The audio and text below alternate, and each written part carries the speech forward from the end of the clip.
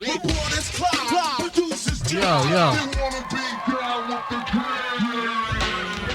Nah, for real? my mom's awesome. I actually, Yeah, but shout out to your mom. I get my personality from her, believe it or not. Like, I done seen her fuck dudes up. Like, I seen her fight niggas. My mom's crazy, and I get like this craziness from her, believe it or not. Like, you know, in Damo 23 at the beginning where I'm like, "What's up, fool?" Like, that's from my mother. Like, you can ask Clancy, like, that's from her and shit.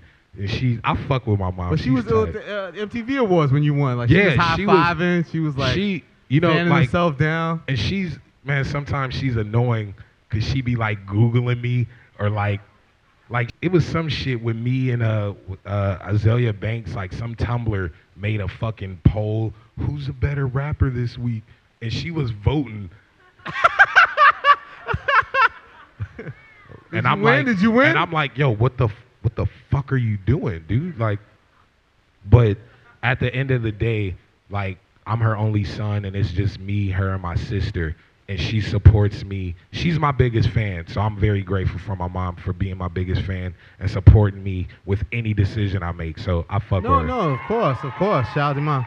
I mean, you grew up in a single-parent home. Like, so do you feel like even now, like this kind of like adult responsibility? Like, I know, like you said, like people always joke about maturity with you, but you're a 22-year-old man. It's like you had to buy a house for your family. Like, what's that step like? Like signing mortgage papers and growing shit like that? People, What's that like? It's funny because people think I'm so immature, but like I make big boy decisions, believe it or not. Like, like people think I'm so fucking stupid, and if they actually sat and realized that I'm fucking very smart, but they think I'm so fucking stupid because I think drawing dicks on stuff is still funny. But no, but yeah, and shit. So yeah, maturity is a big thing that comes with me and like people who just watch me or whatever. But like, well, was that emotional for you, like the responsibility of that, like signing mortgage papers and things like that? Not really. It just comes with it. I'm fucking.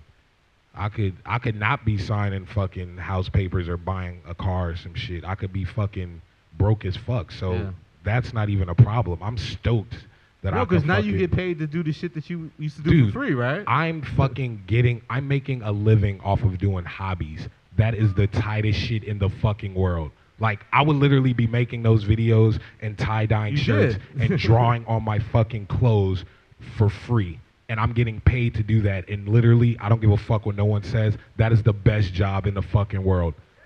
Yes. But you're very proud of those spots at Mountain Dew, right? Dude, I'm fucking, because like, I have so many fucking just random, I think of shit all the time that I forget. I remember Clancy coming up to me and he was like, hey, you know who thinks you're cool? I was like, oh, who? Fucking. He was like, oh, Mountain Dew. I was like, oh, word. Oh, well, I'm gonna tell what. I mean, they think you're creative. I'm like, oh, whatever. I'm gonna tell them some stupid idea. I come up 5 minutes before the meeting, and they're gonna think it's fucking retarded. And I didn't get my hopes up at all because that's that expectation shit I was talking about earlier. And then I took a meeting with them, and they was like, okay, they were really cool, like actually young, like some young, like a little older than me, and they was like, so tell us your commercial idea. And I was like, all right, so it's a fucking goat, right? It's a goat, and he gonna drink the fucking Mountain Dew, and he gonna yell at the lady, and then the cops gonna pull him over, and then he gonna be in jail, and then he gonna do PCP. Yeah, there's an idea. And like, just based on like high school and shit, when I tell people my ideas and they're like, you're fucking retarded, like they were like they liked it. They fucking liked it. And I'm sitting here, I'm so used to people saying that's fucking retarded. And I'm looking at Clancy and I'm like, yo, are they serious? And they actually liked it. So next thing I know, they're like, hey, like we're serious about it. Well, we got to budget it.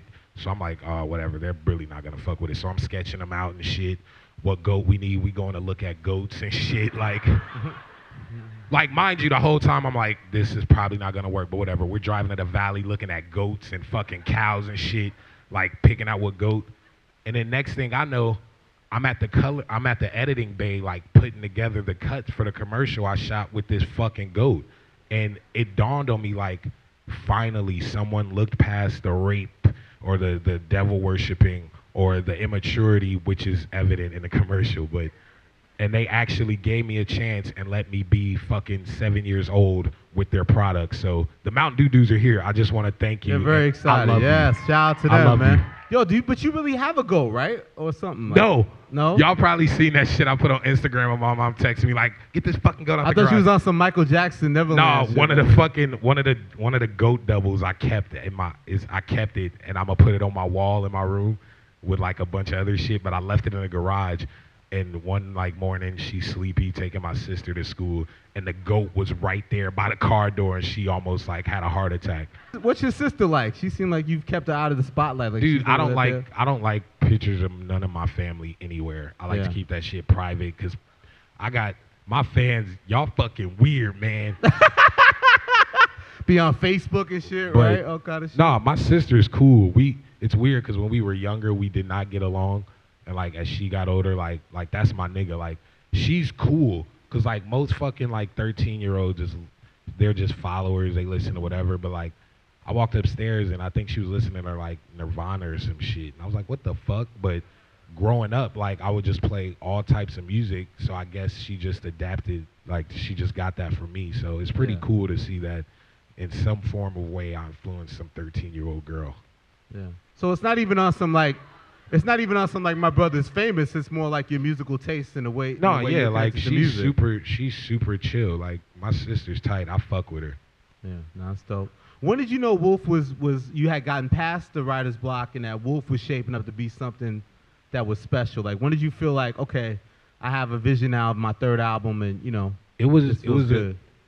like it was like I had deadline. Like I wanted to put it out in May, and I wasn't even starting.